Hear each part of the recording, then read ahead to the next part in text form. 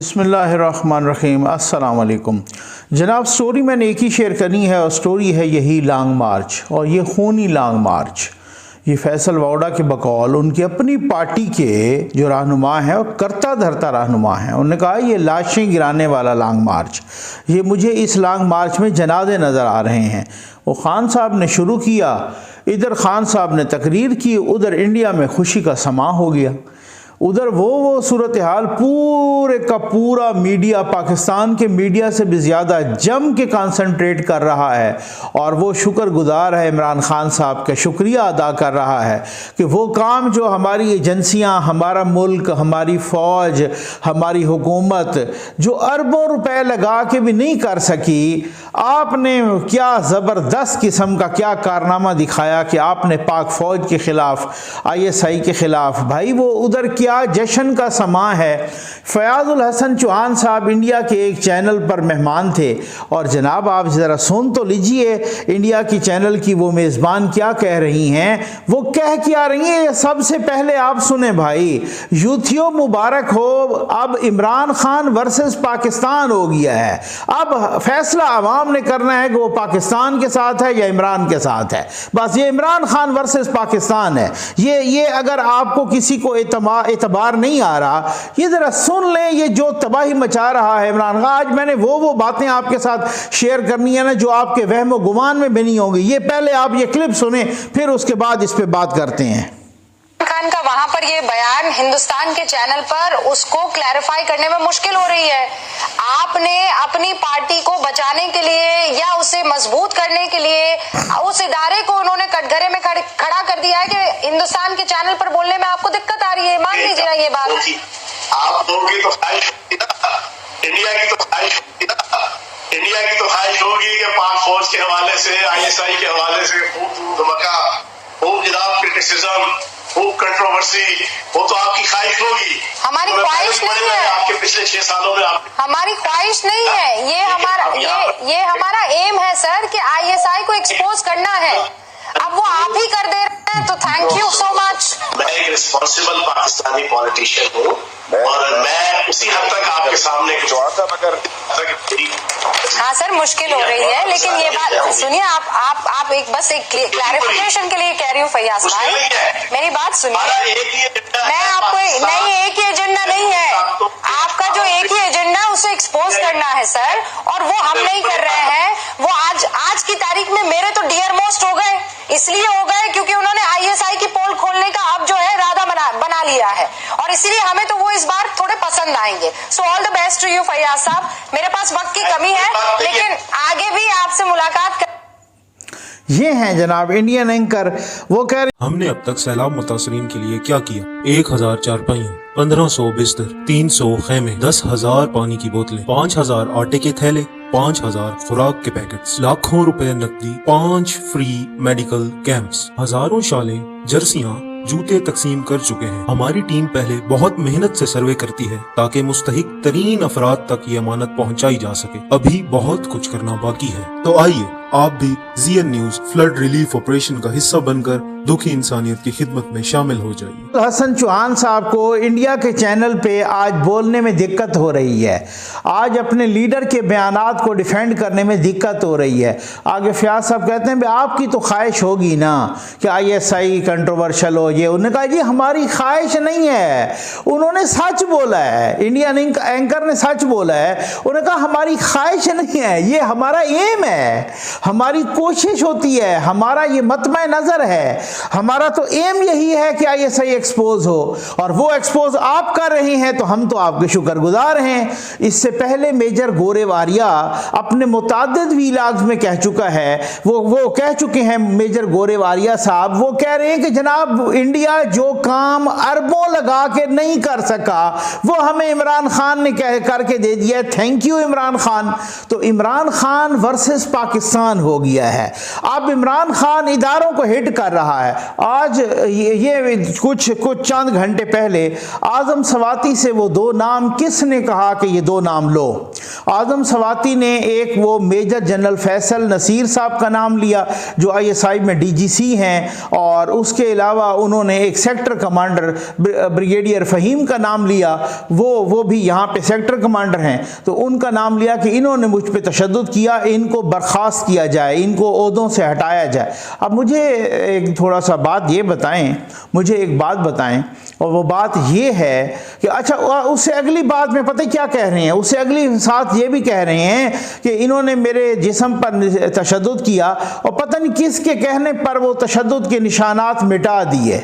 मैं तो हैरान हूँ, वो कौन सा ऐसा मरहम निकल आया है, वो कौन सा ऐसी जादुई मरहम है कि जिसमें दिनों दिनों में घंटों घंटों में तशद्दुद के निशान मिट जाते हैं। अगर कोई ऐसा ही मरहम होता कि ज़ख्मों के निशान घंटों में मिट जाते हैं तो वो तो सबसे पहले डॉक्टरों के पास होती, वो तो अमेरिका में होती ऐसी मरहम, ऐसी कोई ऑइंटमेंट वो तो अमेरिका या बरतानिया में होती, वो वहाँ पर भी नहीं है। लेकिन वो जनाब हमारी ISI के पास वो ऑइंटमेंट, वो मरहम जो है ना वो निकल आई है। वो कोई ऐसा तेल है कि आजम सवाती पर उन्होंने इतना तशद्दुद किया कि उसके ज़ख्म भी बने और अगले हिला में उन्होंने ज़ख्मों को मिटा भी दिया।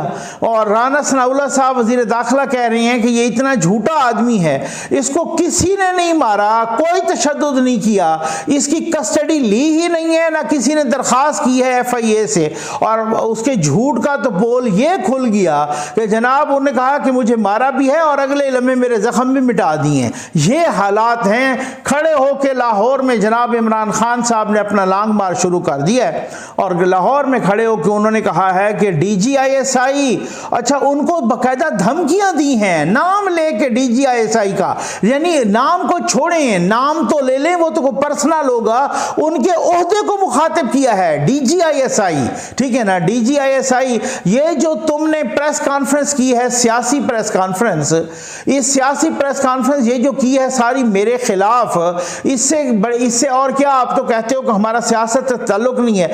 इतनी सियासी प्रेस कॉन्फ्रेंस तो कभी शेख रशीद ने भी नहीं की जितनी ये सियासी प्रेस कॉन्फ्रेंस आपने की है। और अगले ही सांस में कहा कि DG ISI कान खोल के सुन लो, ये है वो 2018 में जो RTS बिठाया गया था ना, ये उसके हतमी और सरकारी नताए जाना शुरू हो गए हैं, ठीक है ना। 2018 में जो RTS बिठाया गया, जो 2018 में जो प्रोजेक्ट लॉन्च किया गया, एक बासर बाखबर जरिए से मैंने पूछा, मैंने कहा जी ये अब तो आप भी मान रहे हैं ना कि 2018 में इमरान खान को आप लाए, आप मुतादिद प्रेस कॉन्फ्रेंसेस में मान चुके हैं, ठीक है, और DG ISPR मान चुके हैं, तो अब तो आपके लोग मान रहे हैं। ये आपकी गलती थी या गलत अंदाज़ा गलत हो गया या क्या असेसमेंट गलत हुई या हुआ क्या है?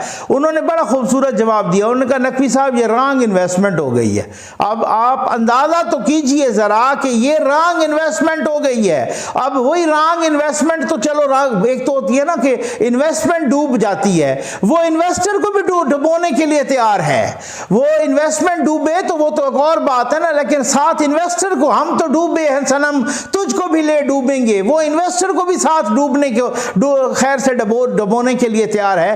वो कहता है DG ISI मेरा मुंह ना खुलवाओ, मुझे वो बातें पता है, मैं मुल्क के लिए चुप हूं। ये वो मकसद कहने का, ये को धमकी दे रहे हैं ना, वो वार्न कर रहे हैं कि अगर आपने ऐसा किया तो मैं भी वो खोलूंगा। ये है वो धमकी। और इंडिया में जश्न का समा है जनाब, इंडिया में खैर से शादियाने बजाए जा रहे हैं कि इमरान खान हमारा वो काम कर रहा है। ये यूथिये जो है ना, इनका तो अपर चैम्बर है, फारिग अकल से उनको ख्याल ही कोई नहीं है कि इमरान खान ने कर क्या दिया है। इमरान खान एक ऐसे एजेंडे पर हैं जिस एजेंडे का नाम है पाकिस्तान की तबाही का एजेंडा। अल्लाह ताला इस मुल्क पर करम करे, लेकिन सिर्फ दुआओं से कुछ नहीं होता, इसके लिए कुछ करना भी पड़ता है। मैं तो हैरान हूं कि कल कामरान शाहिद साहब ने सवाल किया, इसका कर अब भी कोई कुछ नहीं कर सकता। उसकी वजूहत क्या हैं? मैं तो नहीं क्या, कभी आजम सवाती पकड़ा गया तो कभी शहबाज गिल पकड़ा गया तो कभी कोई पकड़ा गया तो कभी कोई भाई जो मास्टरमाइंड है उसको क्यों नहीं पकड़ते? असल में मामला ये है कि मामलात इतने गंभीर हैं। ऐसा तो नहीं है कि पाकिस्तान की तारीख में पहली मर्तबा DGISI को आके कैमरों के सामने एक प्रेस कॉन्फ्रेंस और तवील 1.5 घंटे की प्रेस कॉन्फ्रेंस करनी पड़ी DGI-SPR के साथ बैठ के। ये मामूली बात नहीं है, ये बहुत ही गैर मामूली बात है, ये बहुत संजीदा बात है कि DGISI और वो DGISI जिसको कैमरों के सामने आने का शौक ही कोई ना हो, जिसको उन्होंने खुद कहा कि जी मुझे तो, मैं तो अपने असूल को तोड़ रहा हूं क्योंकि मैंने खुद कहा था कि मेरी तो फोटो भी नहीं आनी चाहिए। किसको नहीं चाहिए तशहीर? यहां तो माजरत के साथ जजों को भी तशहीर चाहिए। जी हां, जो इस तरह का मीडिया वाला केस होता है कि जिस पे वो मीडिया की हेडलाइंस बने, वैसे उनकी कोशिश होती जजों की माजरत के साथ मुबैना तौर पे कि ये हमारे पास लगे, क्योंकि हम हेडलाइंस में आए और वो पता नहीं लोग हमारे एक एक रिमार्क्स को जाने और हमारा नाम रट जाए। तो ये तो वो DGISI हैं कि जो कहता मेरे तो फोटो ही ना आए, मेरी तो तस्वीर ही ना आए। उनको अगर आना पड़ा है इतनी मजबूरी में, तो इसका मतलब ये है कि बहुत कुछ संजीदा हो गया है ना, बहुत कुछ तबाही बर्बादी हो गई है ना। और भाई मैं तो इंतहाई माजरत के साथ, मैं तो एक फ़कीर सा मलंग सा बंदा हूँ, लेकिन सीधी सी बात है कि जो बात हमारे तक पहुँचती है ना, जो इसमें मैं तो लगी लिपटी रखता कोई नहीं हूँ, मैं तो मुनाफिक हूँ कोई नहीं। भाई बात ये है कि जनरल ये इतनी सादा बात नहीं है कि इसके सामने अगर कोई कहे कि ये सिर्फ इमरान खान है, ये सिर्फ इमरान खान नहीं है, इमरान खान के पीछे भी और ये कौन लोग मशवरा दे रहे हैं इमरान खान को कि आप नाम लो, आप नाम लो और आप धमकियां दो और आप नाम ले के धमकियां दो। ये अंदर का बंदा नहीं है कोई, जो इदारे के अंदर का कोई बंदा नहीं है जो उनको कह रहा है कि आप इस तरह से करो। ये वही बंदा नहीं है जो निजी महफिलों में कह रहा है कि मैं इन्होंने मुझे नहीं बनाया तो आप देख लेना, मैं ऐसी की तैसी फेर दूंगा। नहीं है, वो वाला बंदा नहीं है वो। भाई मैं कहता हूं कि इस वक्त यकीन करें, मैं यकीन के साथ नहीं, मैं हल्फ के साथ कह सकता हूं कि अगर आर्मी चीफ जनाब जनरल कमर जावेद बाजवा साहब उसी एक बंदे को टर्मिनेट करे और कोर्ट मार्शल करे, पाकिस्तान में आधे घंटे के अंदर अंदर सियासी इस्तेकाम भी आ जाएगा, माशी इस्तेकाम भी आ जाएगा। लेकिन ऐसा क्यों हो रहा है, क्यों नहीं हो पा रहा? क्या मसलियत पसंदी है, क्या कोई खौफ है, क्या कोई मजबूरियां हैं, क्या कोई कमजोरियां हैं, क्या है, क्या यही बात है ना। तो सर इतनी मजबूरी नहीं होनी चाहिए, इतना ये जो अच्छा कोई कह रही है इमरान खान की सियासत दफन हो गई, चलो अच्छा मैं मान भी लेता हूं कि अगर इमरान खान की सियासत दफन हो गई तो इधर कितना नुकसान हो रहा है, इधर इदारे की तबाही फिर गई है, इधर मुल्क की तबाही फिर गई है, माफ कीजिएगा इधर रियासत की तबाही फिर गई है, इधर इंडिया में शादियाने बज गए हैं ISI की तबाही फिरने पर। ISI को जो देखें एक दूसरे के हरीफ मुल्कों की, हरीफ मुल्क हो या ना हो, मुख्तलिफ मुल्कों की जो इंटेलिजेंस एजेंसीज होती हैं उनका क्या किरदार होता है, वो बाहर तो बहुत ज़्यादा उनका किरदार होता है कि जनाब वो इधर उधर अपने मुल्क के नेशनल इंटरेस्ट को डिफेंड करना। अच्छा जब आप अपने नेशनल इंटरेस्ट को डिफेंड कर रहे होते हैं तो बहुत सारे आपके नेशनल इंटरेस्ट होते हैं, कौमी मफाद होता है, वो नेशनल इंटरेस्ट दूसरे मुल्कों के नेशनल इंटरेस्ट के साथ ओवरलैप कर रहे होते हैं। यानी जो मेरा फायदा होता है वो किसी और का नुकसान होता है, जो मेरा नुकसान होता है वो किसी और का फायदा होता है। ये दुनिया इसी तरह से चल रही होती है। तो मेरी एजेंसी जो मुल्क की सबसे बड़ी एजेंसी है, जब वो अपने नेशनल इंटरेस्ट को डिफेंड करेगी तो किसी और मुल्क के बहुत सारे वो नेशनल इंटरेस्ट ओवरलैप हो रहे होंगे, उनको नुकसान हो रहा होगा। तो अब आप अंदाजा कीजिए कि ISI के दुश्मन होंगे वो तो पूरे मुल्क में कितने होंगे, और उन दुश्मनों का काम आसान कर रहा है इमरान खान। ये हैं हालात।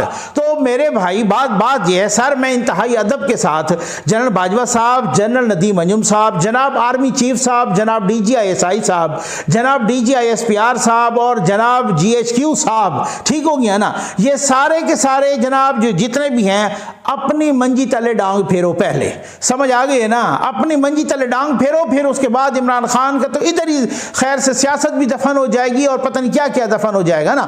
सूरत हाल तो ये है, सूरत हाल ये है कि हम क्या वो इस तरीके से जनाब इनकी सियासत दफन हो गई, उनसे मुल्क को बदनामी और ISI की तबाही और पाक आर्मी के इदारों की तबाही और बदनामी और इस तरीके से इंडिया में शादियां ने, अगर इसकी कास पे हो रहा है किसी की सियासत, मैं कहता हूं इमरान खान नहीं कोई भी हो, किसी की सियासत हो, इनकी ऐसी की तैसी सियासत की, ठीक है ना। अगर अगर मुल्क पहले रियासत है, ये पहले सियासत है, अगर वो ये सियासत दफन भी होती है और एक ऐसी कास्ट पे होती है कि जहां मेरे इदारे बदनाम हो, भाई मैं उन पर तनकीद मुझे कोई नहीं कह सकता, क्योंकि मैं साल के 12 महीने नाके धोता हूं, मैं एक एक चीज पे तनकीद करता हूं। मैं ऐसी ऐसी चीजों पे तनकीद की है, यकीन कीजिए मुझे घर से घसीट के अगवा किया गया है। लोग कह रहे थे उसके बाद ये चुप कर जाएगा, ये नहीं बोलेगा, मैं उससे 10 गुना ज्यादा बोलूंगा, आइंदा भी बोलूंगा। लेकिन जो इदारा मेरे दिफा का जामिन है, ठीक हो गया ना, उससे बतौर इदारा मैं दुश्मनी नहीं कर सकता, मेरी जान भी कुर्बान है, ये ऐसी बात कोई नहीं है। लेकिन मैं उन किरदारों पे ये तो यहां तो इदारों को तनकीद करना शुरू कर दें। ये जनाब आसमा जहांगीर कॉन्फ्रेंस में नारे लगे, हम सब ने उसकी तनकीद की, उसकी मजम्मत की। अभी अरशद शरीफ साहब के जनाजे में नारे किसने लगाए? वही पाक फौज के खिलाफ नारे किसने? जनाजे में जब पाक फौज के खिलाफ नारे लगे तो फिर आप खुद समझ लें कि इमरान खान किस एजेंडे पर है। इमरान खान किस एजेंडे पे है कि फवाद चौधरी कल वसीम बदामी साहब के प्रोग्राम में कह रहे हैं कि मीर जाफर और मीर सादिक तो उन्होंने आर्मी चीफ को नहीं कहा, वो तो किसी और को कहा, वो पूरा लतीफ़ा बना हुआ है। बदामी साहब ने उनको बड़ा ख़राब किया फवाद चौधरी का। अच्छा, ये तो मैं हैरान हूँ और मैं तो आपसे पहली दफ़ा सुन रहा हूँ कि अच्छा आप उनके लिए नहीं कह रहे थे। आज खड़े होकर लाहौर में इमरान खान ने DGIS कान खोल के सुन लो, धमकियां दी हैं, उनको तनकीद की है और उनका मजाक उड़ाया है। नाम छोड़ें, ओहदे का मजाक उड़ा दिया है। वो इंडिया में जश्न का समा है और हम यहां पर को कह रहे हैं जनाब कि देखो उधर खुर्रम लगारी ने लॉन्ग मार्च से पहले इमरान खान को बड़ा झटका लग गया कि खुर्रम लगारी ने इस्तीफा दे दिया, उनके MPA ने। कह रहे हैं मेरे साथ 5-7 MPA और भी हो, 7 नहीं मैं कहता हूं 17 हो और चौधरी परवेज इलाही की हुकूमत खत्म भी हो जाए, तब भी क्या होगा भाई? किस चीज का इंतजार हो रहा है इस लाडले को? क्या ये है कि आप कह रहे हैं कि हमारे स्ट्रेटेजिक एसेड वो जाया ना हो? क्या आप इस बुनियाद पे कह रहे हैं कि अगर इमरान खान की सियासत पक्की दफन हो गई तो कोई और इस तरीके का जो है ना हावी हो जाएगा? और इससे अगर ये सोचना है और इस दौरान इदारों की तबाही फेर रहा है इमरान खान, तो जी आपको मुबारक हो। फिर मेरी तो जिम्मेदारी है एक शहरी के तौर पे, और आप पर तो 2 चंद जिम्मेदारी है, आपकी जिम्मेदारी तो डबल हो जाती है, 10 गुना हो जाती है, क्योंकि आप तो उस इदारे के बड़े हो, तो आप पर तो डबल जिम्मेदारी है। तो आप इस लाडले का कोई इलाज करें, कानून और आईन वाला इलाज, जो कानून और आईन के मुताबिक जो इलाज है वो इलाज करें, ताकि समझ आए कि भाई कल को कोई भी इस तरह से तबाही मच गई है पूरे इदारे, पाकिस्तान के अंदर अदम इस्तेकाम हो गई है, पाकिस्तान के जो है ना यहाँ पर मईशत भी तबाह बर्बाद हो गई है और चंद दिन रह गए हैं और ये तबाही एक घंटा अरबों रुपए की तबाही ला रहा है और हम बैठे हैं जनाब। छोड़ें भाई, अगर नए आर्मी चीफ का ऐलान करना भी है या जो भी करना है वो वक्त से करें, ताकि इनकी सियासत और इनका ऊधम और इंतशार, ये तो अपनी मौत आप मर जाए, ये इंतशार तो अपनी मौत आप मर जाए, ये तबाही का एजेंडा और प्रोपेगेंडा ये तो अपनी मौत आप मर जाए। तो वो क्या सूरत हाल है कि क्या मजबूरी क्या है कि इदारे के अंदर भी जो लोग ऊधम मचा रहे हैं और जो खान को जो इशारे कर रहे हैं और जो इनकी चाबियां भर रहे हैं, उनको पूछने वाला क्यों कोई नहीं है? मैंने तो खुद कहा, अदब के साथ कहा कि ये परसों पूरी इतनी दबंग किस्म की प्रेस कॉन्फ्रेंस हुई है और ऐसी प्रेस कॉन्फ्रेंस हुई है कि पाकिस्तान की तारीख में ऐसी प्रेस कॉन्फ्रेंस नहीं हुई कि जब DGISI आके जनाब बोले और वो बैठे, ऐसी प्रेस कॉन्फ्रेंस तो कभी भी नहीं हुई। लेकिन उसके बावजूद भी वो इदारे के अंदर वाले खैर से जो ऊधम मचा रहे हैं उसका तो किसी ने नाम ही नहीं लिया। उम्मीद है आपको वीडियो पसंद आई होगी। आपका बहुत बहुत शुक्रिया।